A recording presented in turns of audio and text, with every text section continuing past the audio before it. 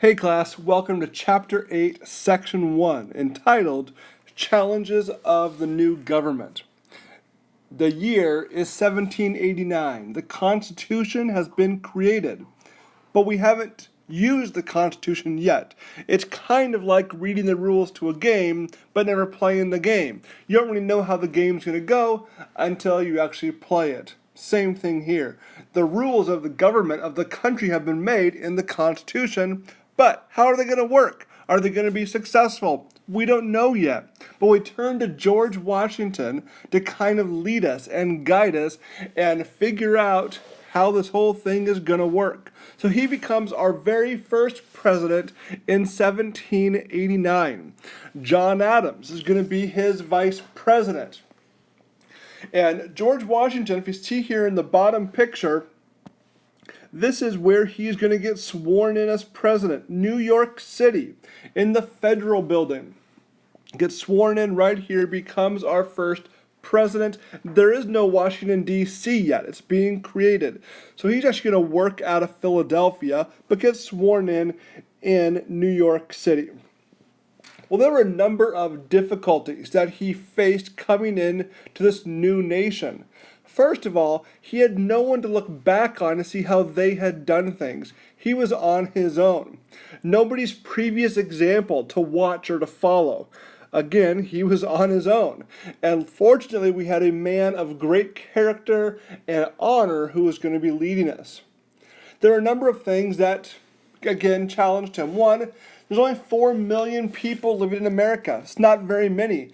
And actually, of those 4 million people, 700,000 of them are slaves who haven't been given the same rights as everybody else. So we're a relatively small nation. Also, America is flat broke. We have no money. We've just fought in this war. We have to pay countries back. If you recall, under the Articles of Confederation, there was no way to make any money or to raise money or to tax, so we are broke. Thirdly, the country lacked a strong army and navy. We really had no military. We had no strength. It's going to really put us behind the 8 ball as we started going. And then, fourthly, other world nations weren't very friendly toward America. They didn't like our new form of government. World leaders were afraid that their citizens would try to declare independence and want to gain their freedom. In America, the people have so many freedoms that most people don't have around the world. So a number of challenges facing him. And Washington knew right away that he needed a little bit of help. And so he's going to turn to a group of men. And this is called his cabinet. The president still has a cabinet today of different individuals appointed to provide leadership in different areas. The Constitution talks about a group of advisors for the president, but does not have specific offices, so Washington created some early offices. First of all, we have Thomas Jefferson. He is going to be the very first Secretary of State. A Secretary of State deals with foreign nations. Secondly, we have Alexander Hamilton. He's going to take care of the money and be the first Secretary of the Treasury.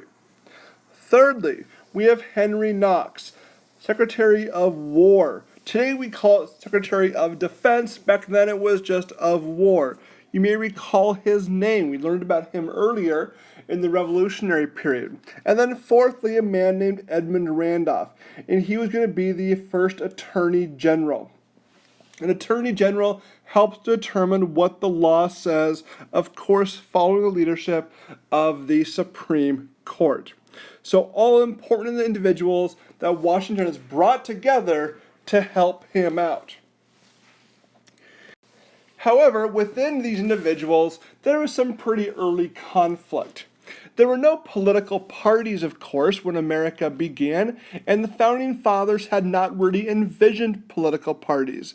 But because we don't all think the same way about every single issue, it was only natural that political parties would form. And they would form around these two men, Thomas Jefferson, Washington's Secretary of State, and Alexander Hamilton, the President's Secretary of the Treasury. And they break off, not intentionally, but they become the Federalist Party under Hamilton and the Democratic Republican Party under Jefferson. Hamilton said a strong central government led industry and the wealthy. They should be the ones leading the government. He placed a huge emphasis on manufacturing, on shipping, on trade. He had a pretty loose interpretation of the Constitution. He said, if the Constitution does not forbid it, then we should be allowed to do it. He favored the national bank. He favored a protective tariff, all things that we'll define later. And he was pro-British. He wanted us to model our system after Great Britain. Well, the opposite of all these are true of Thomas Jefferson. He believed that a strong state government, led by common man, should be the point of emphasis of leadership. Instead of emphasizing manufacturing, he thought the farmers, the cultivators of the earth, were the most valuable citizens to the United States. Jefferson was not a loose constructionist, but rather a strict one, and he said that we must follow the Constitution word for what it says. He opposed the national bank. He opposed the protective tariff, and he wanted to kind of follow France and their spirit of liberty and equality and brotherhood. And this is going to cause some tension in Washington's cabinet and eventually then kind of form the very first political parties in America. Hamilton, he is the Secretary of the Treasury, so he puts together a financial plan to help America out. As I mentioned earlier, we're broke. We have no money. So he had kind of a 4-point strategy. The first was the government needs to place taxes to obtain the needed revenue, the needed money. Well, what kind of taxes? One was going to be a tariff of 8%. A tariff is a tax on imported goods. And then secondly, an excise tax. That is a tax placed on a particular product. And this so happens to be on the product of whiskey. Whiskey is being made and sold in high volumes in many parts of the nation. So he's going to raise some money through this tariff and this excise tax. Secondly, the government will repay all the money borrowed during the Revolutionary War. States, don't worry about paying it back. We'll pay it back for you. And then also, any kind of national debt, they would also repay. So to repay the national debt, repay the state debt. Why repay the state debt? We want them to feel an allegiance to the national government. And then fourthly, he wants to create a national bank. A bank that would help to kind of oversee America's money, a safe place for people to invest their money in. And so Hamilton's going to do that. You see here, one of the few men on money who was never an American president. And here's a statue of him, top left-hand corner, which is in front of the United States Treasury Building. Just to the left of this building, that way, is the White House. Pretty prominent spot, and a statue of Hamilton appropriately in front as our very first Secretary of the Treasury. So I mentioned that tax on whiskey. Well, that tax on whiskey is going to cause a lot of tension by a lot of people who don't want to pay that tax. But I want us to look at this rebellion in comparison to Shays' rebellion back 10 years ago under the Articles of Confederation. If you recall, under Shays' rebellion, the national government had no authority to enforce its law or to subdue these rebels. This is not the case, though, in the Whiskey Rebellion. George Washington, his job, of course, is to execute the law, to carry out laws of the executive branch. He is going to send in military to squash these individuals who are ignoring the law. And he says, if you ignore the law, you'll be brought to justice, you'll be jailed, you'll be punished. This communicated right away to the American people that the national government could not be walked on. The people can't pick and choose what laws they want to follow, but instead we have a leader who means business, and he is going to enforce the laws that are created by the national government. Again, a huge contrast, and really shows the American people that this new government is here to stay and has some muscle behind it. And then one last it faced Washington. It was a real challenging one.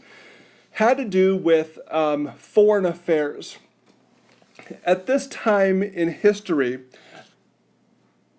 Britain and France, of course, are at war again. They always are. And America, though, is trading with both nations. We're sailing around the world, trading with different countries, and really showing no discrimination toward any of them. Well, Britain and France were kind of at a stalemate with each other, so they decided to hurt each other's economy. And by doing that, they began to hurt America's trading, thinking it would hurt each other's economy. Well, Britain began to seize and impress American merchant ships. A merchant ship is somebody selling goods. They're going to seize some 250 American merchants. We've done nothing wrong. We're just trading.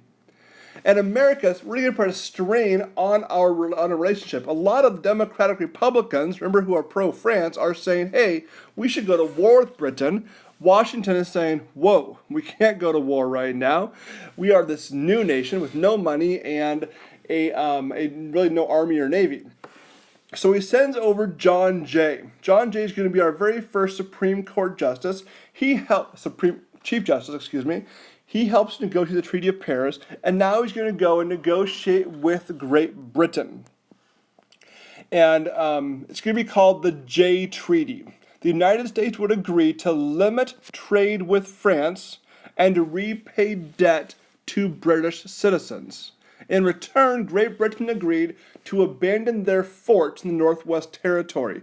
Britain still had forts in American territory in the old Northwest, that Ohio-Michigan region. So they're going to give up those forts, and the U.S. is going to trade less with France.